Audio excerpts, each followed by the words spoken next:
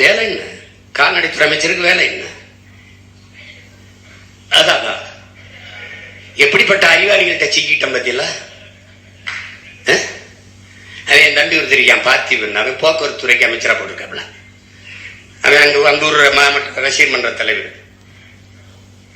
Volvo bus உரிமையாளர்கிட்ட போய் நீ தாண்டா ஓட்டுறாத, வால்வோ பஸ் கவர்மெண்ட் தான் ஓட்டுது, அது நீ தம்பி சாப்பிட்டு வந்திருக்க, நான் பச்சுவோடு இருக்கேன். அது இல்லையே அவர் சொல்றதுக்கு, இது இல்லையே பதில். அது முன்பதிவு செஞ்சவங்க எல்லாம் விட்டுட்டு இங்க காத்திருந்தவங்களை ஏத்தி விட்டேன். எப்படி இருக்கு?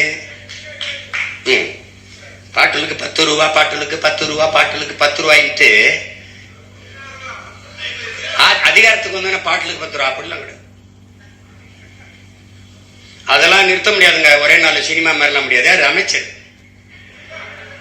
வியாக்கியானம் இல்ல, அங்க ஊழியர்களுக்கு எல்லாம் அவர்களுக்கு காசு செலவுக்கு இந்த பாட்டில் எடுத்து வைக்கிறது, அதுக்கெல்லாம் 10 ரூபாய்க்கு வித்தாத்தா அப்படின்னு.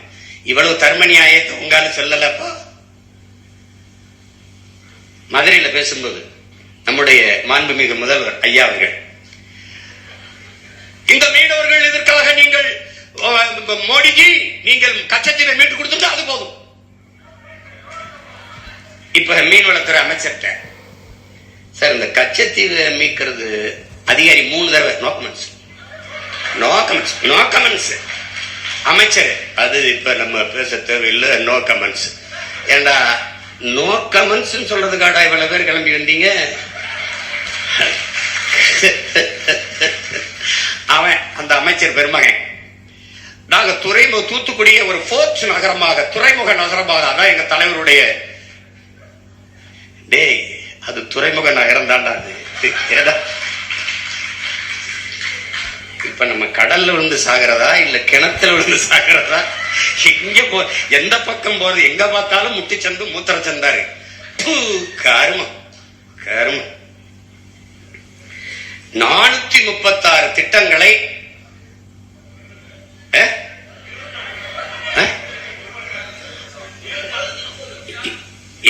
76 சரி 1.25 மணி நேரம் வச்சுக்கிறோம்.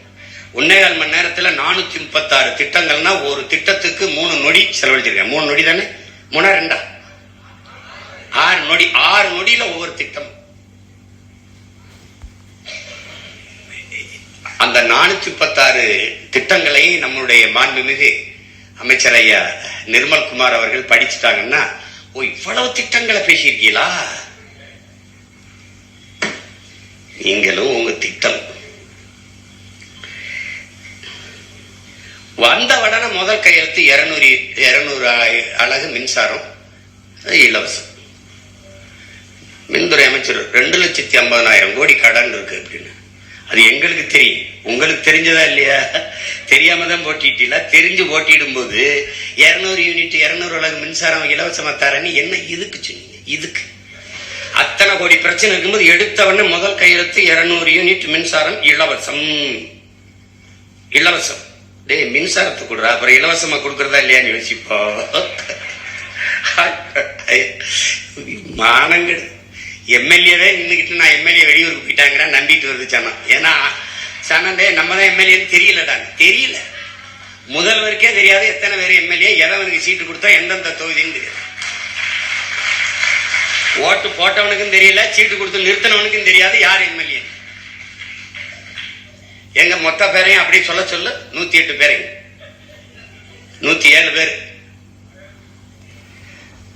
மக்கள் விரோத ஆட்சியை மக்கள் விரோத ஆட்சியை மக்கள் விரோதம். எது மக்கள் விரோதம்?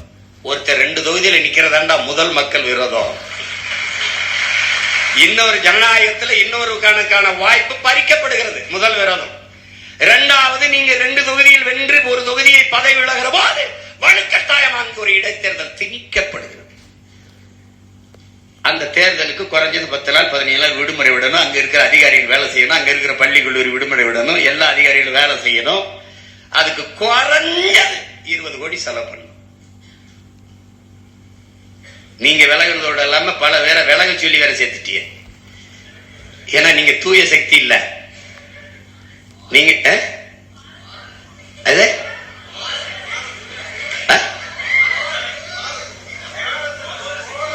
கோர சக்தி, தூர சக்தி, பார சக்தி, ஏற சக்தி, ஓர சக்தி. எங்க ஊர்ல வருவாங்க குடுகுடுப்புக்கு, நல்ல காலம் பிறகு நல்ல காலம் பிறகு அடிச்சுட்டு ஏதோ அதுல கடைசி இதை மறந்துட்டாப்ல. தூந்து போன சக்தி கண்டுபிடிச்சாப்ல.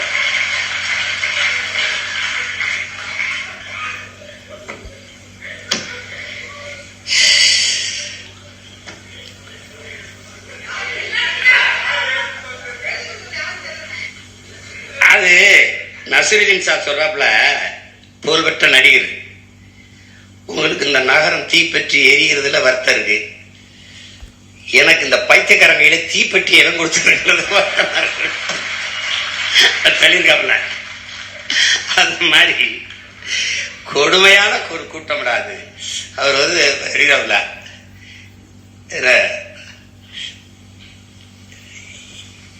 என்னன்னு தெரியல, என்னை நான் கவர்ச்சியால் வந்து விட்டேன் என்று சொல்கிறார்கள். கோவப்படுறாப்ல. தப்பு தானே. அவரு மண்டேலா மாதிரி 27 ஆண்டு சிறையில் இருந்து வந்திருக்காப்ல. எண்ணற்ற தியாகங்கள், எண்ணற்ற வழக்கு, பல சிறை கொட்டடிகள், அனுபவம். அப்புறம் 200 கோடியில 100 கோடியை சல்மான் மாதிரி வாங்குற சம்பளத்தை பாதிய மக்களுக்கு கொடுத்து கொடையா கொடுத்து மக்களின் இதயத்தை வென்று வந்துட்டாப்ல. சினி